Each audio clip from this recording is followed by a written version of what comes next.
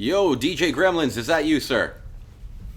Yeah, what's up? Not much. How are you doing, man? Yeah, not too bad. Hey, thanks a lot for taking the time to chat. I really appreciate it. Yeah, no worries. Hey, man, to my listeners, this is the one and only the DJ Gremlinz, DJ, producer, promoter, man who wears many hats. I honestly listened to you before I really got into jungle drum and bass on 89.5, and I believe you're still there, are you not? Well, I mean, technically, yeah, but I haven't done a show in a while. Well, and you know what? I think Marcus Visionary can say the same thing. Technically, still involved with Prophecy. However, I believe he just spun for the first time in like 3 years a couple weeks ago. So there's a few of you guys still floating around, I guess. Yeah. I read a little bit about you before we called, and one of the things that caught my guard was that you were dubbed "quote unquote" the storyteller by Keaton of the Usual Suspects. Where does that name come from? I think it just had to do with like, I guess the flow of my sets. It basically, I guess I try to tell. Well, I don't intentionally try to, but there's kind of a story vibe when I play. Like there's a progression rather than just, I guess, just trying to drop whatever tune's hot. You know, and that's it. It made me think because I don't view what DJs do as that, although it may be. As an MC, we always start off, the intro and then the outro. But I never really thought that maybe the DJ is going up there going, you know what, I'm going to start you off soft or whatever, and then we're going to get really heavy, and then I'm going to let you down lightly kind of thing. Is that kind of what you do when you do a set? I don't know. Well, I mean, before I started producing, it was kind of like, I guess you were just trying to take music and combine it together and make new music out of it. And then I always like to kind of take people on a journey, I guess, like kind of capture a whole different vibe. So you start at one end of the spectrum and then you just move on. That's interesting. I've always, I guess the sound they call it now is neuro funk, but when I thought Gremlins when I first heard you, it was a heavier sound before I had ever heard it. Today, if I put on a Gremlins set, would it be a lot of that early 2000s heavy sound, or have you changed over the years? I guess like I mean, always even back in the day, like I did play heavier kind of hardware kind of stuff and head stuff, but I also like to play kind of deep tunes and musical tunes as well. So basically just anything with soul. But nowadays, I mean, I do play some breaky stuff, but a lot of it is more minimal and stripped back, and then a lot of the music is techno influence as well. And I guess it reflects in the stuff I make and then the stuff I put out on my label as well. That's awesome. And you know what? I think I'm getting a little carried away. I want to jump back for a second. I had a couple fun questions prepared. I wanted to shoot into those. Let's go back to your teenage years, days of popping quarters into the arcade video games. What was your favorite arcade game when you were a kid? Wait, well, you know those, trying to remember, I think it was like 1941 is where you played with those, those little planes that went back and forth, and you just shoot a lot of targets coming at you. I know the concept you're talking, and I think I can visualize the game itself, but I don't remember it. If it's 1941, so be it. I don't remember, but I do know the game you're talking. Let me ask you: when you die in that game, how does your plane come back out? Is it that you have three sitting in the left-hand corner of the screen, and it like just comes back out? Yeah. Yeah. See, I remember that game. But yeah, 1940. Okay, let me jump into the next one. Out of all arcade games or video games, which one do you think made the best adaptation into a film? Trying to think. That's a tough one. Maybe I don't know. I'd say Final Fantasy because I guess around like early 2000s they did this 3D film that was pretty cool. It was called The Ghost Within or something like that. It was great. It was actually, if I remember, that was when 3D was first coming out, and that was an Yeah, actual. If in my opinion, it was better than the game, like the yeah, movie, because I wasn't a fan of the game.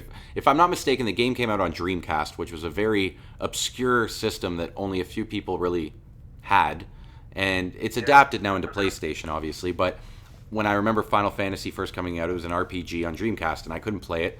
And when I finally got to a friend's house and played it, it sucked because it was the first time I'd ever played an RPG. I was like, you don't even do anything. You just answer a question. It does everything. You know what I mean? So when the movie came out, I was somewhat tainted in that I didn't like the game. Why am I going to like this movie? But now that you mention it, I remember that was an amazing movie. Yeah, Um, I never really played the game either. I just remember the movie was pretty dope, and I don't think it really had anything to do with the game. no, I don't think so either. It's just the concept. The characters I think are the same names, but it's not like you're playing what the game did. Um, And you know what? My answer originally was Mortal Kombat, but I think I've swayed it now. I think you've convinced me to go with Final Fantasy because you're right. That was a good movie, and it started off as a Yeah. game. Okay, with that, let's jump back into the rave. I want to ask you if you remember the early days of the Gremlin. What was your first rave experience? Um, because I think I started raving around '98. Um, one of the first ones I remember was the first AWOL, and then there were a lot of random nights like Caddy's Monday at Comfort Zone. There were a lot of things back then. Cause yeah, I mean, for me, I didn't really start off raving. I just started off buying the music, so I got into raving a little bit later. That's interesting. Let me ask you about that then. So, you were a DJ before you were into partying, or just a vinyl collector? No, I was just buying the music, and then because I realized I was missing out on a lot of music that was coming out on vinyl only. I started buying vinyls and started getting I got a turntable and all that, and then by buying vinyl, I kind of got into DJing later on. It was like a friend who kind of pushed me to DJ, but it was more about just being able to get music you can get on CD. So that's kind of how I got into. Yeah, I guess that's kind of how I got into the whole thing. That's awesome, man. It's very unique. Yeah, in my talkings, I don't think I've talked to anybody. Not to say nobody started that way, but I don't think I've talked to anybody who's told me that they started off listening to records because they knew that they were obscure sounds that they could only find on vinyl, and somehow transition that into becoming a jungle DJ and eventually a junglist raver. Um, with that, so I guess is it safe to say that you started with jungle in the scene? Like, did you first buy, I don't know, Rotterdam records, or were you always into drum and bass when it comes to EDM music? Well, I was buying a lot of hip hop like through high school, and then I guess I started seeing I guess it was when electronica was big. So I started exploring that because I was a bit more into the production than anything else when it came to music. So I like listening to how beats were made, and then a lot of the early drum and bass stuff and some of the other stuff had similarities to the instrumentals you'd hear from hip hop. Like they'd be stuff by DJ Shadow, a few other producers. So that's what piqued my interest and carried me over from there. Yeah, man, and I can definitely understand the correlation between that progression of hip hop into drum and bass and where you are today. Um, Yeah, when I got into it as well, it wasn't typical. A lot of people like the ragged jungle and that kind of stuff, and for me, it was always the stuff I heard coming on metalheads and reinforced. mhm. Yeah, so that was I guess it was a different way of being introduced to the music than a lot of the other people I know. Well, I don't want to compliment you too much, but I loved your sound growing up. You were someone that I really looked forward to hearing. If you were playing a set, I stuck around to see it. And it was because you just mentioned Raga Jungle. Nothing against it, but it was never really my favorite. And you had a sound that was unique. I described it earlier, and it made me want to dance. It made me want to write as an MC. Your sets were easy to MC to. Um, and yeah. But with that, I want to ask, I guess, who inspired you? Who would you say was your biggest inspiration when it comes to DJing as well as producing? Um, DJing wise, I guess Boxing Inc. Production wise as well. Then there's also Goldie 4 Hero, people like Alpha Omega, G-Force and Seiji. Yeah, just a bunch of the artists on those labels. Haven't you actually released stuff under their labels? If I'm not mistaken, Metalheads, didn't you release a song? Yeah. Um, I think one of my debut releases was on MDZ04, there which you is go. Yeah. a Metalheads compilation, Mm-hmm. and then they were doing some Metalheads Americas project. Uh, Done a lot of stuff for hardware over the years, and then Ink and Moxie are basically crew, so we were releasing a lot of records on their labels. And then now, like, I've got a label called UVB76 with my friends Rough House, and we've got a couple offshoots off of that as well. But yeah, basically all the music that I put out, or we all put out as a collective, are all friend labels. Well, that kind of leads into my next question here, which is, what is UVB76 music? Am I saying it right? Yeah, UVB76. It's basically it's a label that we decided to put together because we were kind of tired of being caught up between other labels, and we just wanted to have more control over our output. So Rough House and I started it together. Overlook's very much involved, and then yeah, like I said before, most of the artists on the label are crew, and the name kind of comes from a weird radio frequency out of Russia that broadcasts a weird buzzing signal. So there's a lot of mystery around the name, and I guess urban legends or whatever around that. So we kind of went with that because there was some intrigue behind it. Is this the sound that came from outer space and we received, or is this something that they're shooting out? No, I think it was just like some random station that was transmitting sound and no one really knew what it was. I gotta. Everybody Google this. Let's figure out what UVB76 was and why the Russians are meddling with our elections. Maybe that had something to do with it. You drew me back, but it also with I'm not going to keep saying the name, but UVB76. Is it also, other than a label, is it also a promotion company? Are you not throwing parties under that name as well? Well, my partner Nick from Rough House does these parties called Abstractions over in Bristol. I mean, if we're throwing an event, we'll put it in the credits, but I'm part of a collective called Drumcraft over here. That's like my friend Rumbleton, his girlfriend Karen, and my boy Jesse, who I make music with as well. So we do stuff as Drumcraft together. That's cool, man. Yeah. Okay, what would you say are the biggest changes in our scene that you've noticed since the day you started to where we're at today? Well, I mean, for one, it was a lot bigger back in the day. You used to get a lot more people out at events. I mean, we got parties with like 10,000 people, and on average, like, you know, you at least get like 2,000 to 4,000 people at regular events. There were a lot more weeklies, a lot more venues. Now it seems like it's a struggle to find places to throw events. I also found that the crowd was a little bit more open-minded. But, I mean, to be fair, I think nowadays, too, people are starting to explore music a lot more. There was a period where it felt like people just wanted to hear one thing and they weren't really interested in hearing anything else. So that was a little bit frustrating. When you say that, do you mean like the subgenres within drum and bass, jump up, liquid, all that kind of stuff? Is that what you mean? Yeah, just in general, it was like I found like a lot of people were very one-dimensional. So they like drum and bass, but they wouldn't like techno or they wouldn't like house. Like, Oh, okay.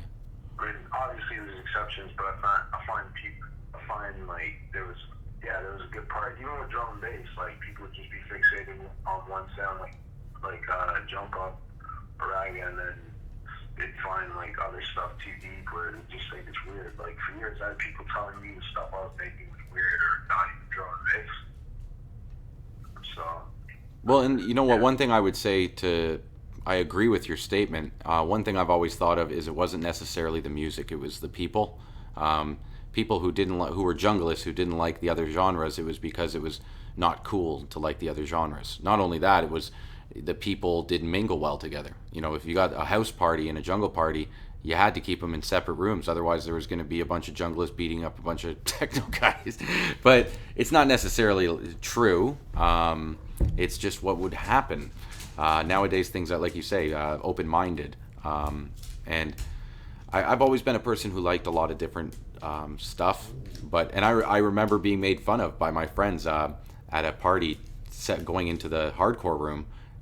We were down in Buffalo, and there was a jungle drum and bass room, and it was carpeted. It was horrible. Like Skiba and someone were on, I forget, but there was carpet. You couldn't dance. So I ended up like going over into the hardcore room, and I just started letting loose in over there. And I remember about an hour into it, looking off to my left, and there were five of my friends just laughing in the corner at me dancing. And yeah, that kind of, I guess, ridicule from your friends is a reason as a junglist to keep away from the house music. I don't know. I think the other thing too, where was a lot of promoters were scared to experiment. Like they just assumed that like the younger generation was stupid, and that they wouldn't be ready for certain things. And I guess they forgot that like when you're young, you kind of thirst to find out everything about the music you like. So you like to explore, you like to find new things. And for a while, the mentality is kind of like, oh, people don't like anything different. And yeah, I mean, I think that played a part on dumbing down the scene for a bit. But I don't know, I'm pretty optimistic now because it just seems like a lot of the younger generation is really intrigued in learning more. So they're always out there finding new stuff. There's a couple cats who like to really trace the history of the music and look back and like explore all the different aspects of it as well. So it's refreshing to see. It is, and I said this in an interview, I think with Brown. I talked about the scene being like an ocean with waves, and sometimes those waves, when they come into the shore, are big, and sometimes they're small. But you always want to be a part of the wave, not just somebody surfing in it. And I mean that very metaphorically within our scene. And right now, I do feel like we're in a state of transition, but there's going to be a strong tide coming in. And with the amount of young talent, people that are not just coming to listen, but they're coming to make and DJ and MC and produce, there's just such raw talent growing that I look at 2020 and I see a bright future for our scene. With I even stretch this globally because like even a lot of the music I play and a lot of the people in my crew are a lot younger than me, so it's refreshing to hear their take on music, and I find they have an interesting way of combining influences that we had in the past differently as well. So it's cool to see how the music's evolved overall. I bet. And you're definitely more involved in that aspect of the sound than myself. With that, I guess this kind of leads into a good question here. What would you consider was the pinnacle of our scene? Are we possibly in it? Is it to come? Has it already happened? Well, I mean, obviously, the late 90s, early 2000s were great, but I think there's a nice rejuvenation going on. It's just a matter of now finding spaces to be able to play our music and present it properly. Like, a lot of the times you can't find a place with a good sound system or that will let you bring in the proper sound system to kind of showcase what we like.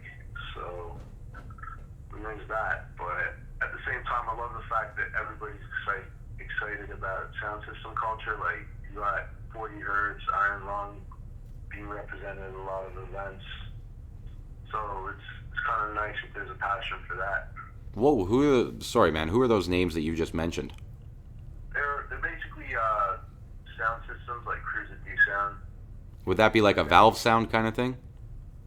Yeah, I guess it'd be the equivalent. There's also like Dove Rock. They come and set up like the whole sound for the events. There was a guy that was at Prophecy a few weeks ago. Actually, I was at that. They had the potluck, and there was a gentleman there who was showing pictures of something he's handmade, and the thing was like 80 feet in the air with like, 6 different.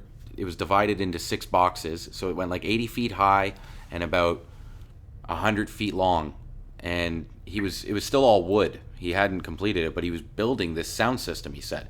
and he could take it apart. So it could. That's why there were like 6 sections, so it could be broken down. And he wants to bring this thing to events and shit. And I'm like, that's really cool, man. You're building this stuff from scratch, eh? Yeah, well, I mean, a lot of them do. Like, they build their own bass bins, they build everything. They cart their systems around. It's definitely, it's not an easy task. You have to rent the truck, store it, so. Well, it's an art and an industry, right? It's both.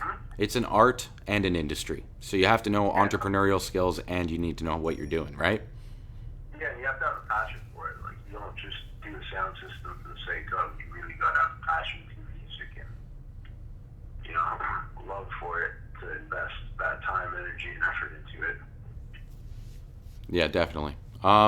Where can I see or hear Gremlinz right now?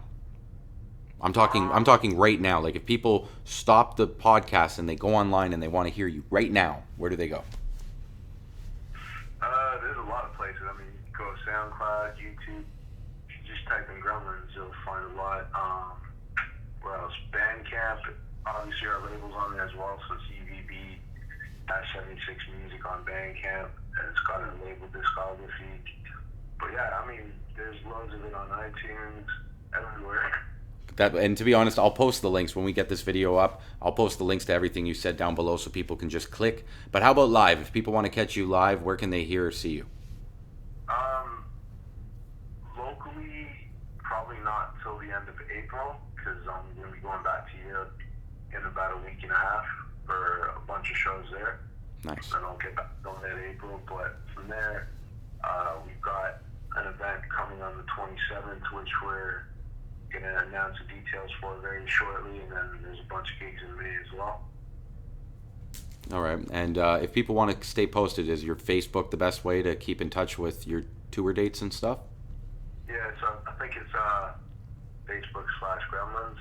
You just double check that, because off the top of my head, because that's how when it comes to social media.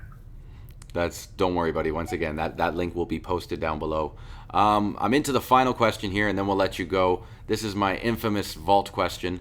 If you could put 5 items in a vault that would encapsulate Toronto's rave culture, what would those 5 items be?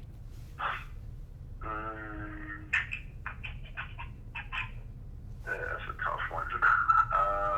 Boy.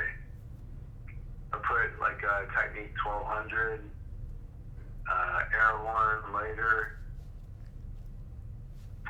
probably fat pants for, as a nod from back in the day. And,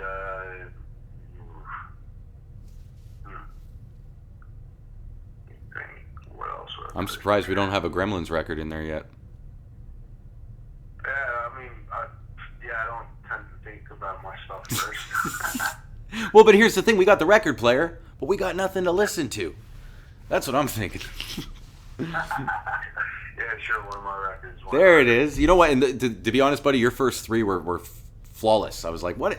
The air horn and the lighter together, alongside a record player, the fat pants, and then a record. Like, dude, that's an awesome 5. I've had people come in here, or on here, I should say, and give me some flaky answers. You know who you are. But that was a very great answer. It brings me back. I wish, like you said, AWOL was one of your first parties, and hearing the air horn, I think, brings everyone back to those old AWOL tapes, right? Yeah, I mean, there are a lot of cool flyers from back in the day as well. Probably Cyrus flyer. Those things were dope. They were. My first jungle. Had like some 3D skull on it. That was pretty amazing. They always had the skull, right? I wish I was wearing my Cyrus shirt. That's their thing. But if you remember 6 year, I think it was a red flyer. The skull was on and it opened up like what do they call that? Hamburger open? I don't know. But anyway, a hot dog open, and it opened into 3, and it was in the jungle room was Hype and GQ, but I wasn't there for that. I was there to see Daft Punk. But I remember going into the jungle room and just falling in love with the scene. And yeah, Cyrus would definitely. I'll allow for a 6th item in this vault. We're gonna throw Cyrus flyers into the vault because they definitely need to go in there. But I mean, all the flyers from back then, anyways. You got like Lyrium, Life Force, many to mention. Exactly. That's why I don't even start, buddy. Because yeah, you start and you're like, oh shit, I missed Destiny and Liquid. Like, there's so many when you go down that line of people that started that predate me and you. If you're talking '98, like Delirium's definitely one of the OGs, but Dr. Trance, Jungle PhD, Dr. No, I don't know these guys at all. I'd love to find them and get them on the podcast to talk to them, but these are guys that kind of paved the path to the bright years that we were just kind of reminiscing on, which is the late 90s, early 2000s, where everyone was throwing parties. Some people had 3 or 4 different promotion companies. It was like, you know what I mean? Like Hustlin' Beats. You know, they had the Hustlin' Beats and... Sorry, go ahead. There's Bottom Line. Well, he had this... What did he call his thing at System Soundbar? It wasn't Hustlin' Beats. It was called something else when he did it, those weeklies, Shock something or... but yeah, Ryan Ruckus had his hand in a lot. What's... He did Tuesdays, not sure, Wednesdays, I think they had at one point. The Wednesdays is the one I remember most. Yeah, there was Milano's, there's Beat Junkie as well. Yeah, Milano's. We remember Milano's on a Sunday night. I was talking to, I think, Brock out recently about that. I used to play there as one of the residents, like, way back. What happened to Milano's? Before I let you go, whatever. What happened? Not too sure. It just like I guess closed down or something like everything else in that area. Gotcha. There was no like incident that caused it to close down. No, I think just got to the point where like owner wanted to sell it. Gotcha. I'm not too sure. Like I could probably ask Jesse. He used to actually work there for a bit, so see if he knows. But yeah, I'm not too sure what's going on with that. Yeah, and it was like there's you get your difference. Like naming the clubs, I think's okay. It's when you get into the promotion companies that you go, oh, I forgot that guy, and I didn't mean to offend him by forgetting him. But when you look at our old clubs, like people mentioned the Basement, Exit, Industry. I forget what was the Bauhaus. I think the Bauhaus was Exit. Then you had Sunshine Wayne's. You had Spin Cats eventually. And people bring these clubs up. It's like, yeah, that's fine because you're not going to have a club owner going, but you forgot Sunshine Wayne's. But if you forget a promoter, you're somewhat leaving a sour taste in their mouth, if you will. You know what I mean? Yeah. But anyways, with that, Mr. Gremlinz, I'm going to let you go. I really do appreciate you taking the time to chat, and please break a leg while you're in Europe and represent Canada to the fullest. Yeah, thanks. All right, buddy. You have a good evening, eh? All right, cheers. Take care, bud. Bye. There he is, DJ Gremlinz. Really appreciate him taking the time to chat. On the lower side of time, which is good. I like to have a few short ones, especially when I'm doing what I'm doing tonight, which is a few of them in a row. Guys, DJ Gremlinz, check him out. His links are down below. Like I was saying in the interview, his sound, to me, is unique. I'm kind of out of touch, though, so people might hear it now and be like, dude, he sounds just like blank. Sorry. I love this guy, though. What I was saying there about writing to his stuff, I don't want to sound like an idiot, so I'm not going to speak too much. But he did have a sound that was MC friendly, and I used to listen to him and write a lot. So some of the lyrics that you guys get to kick out to were probably written to some of the beats this guy was making years and years ago. Anyways, with that, as always, thanks for tuning in. Till next time, peace out.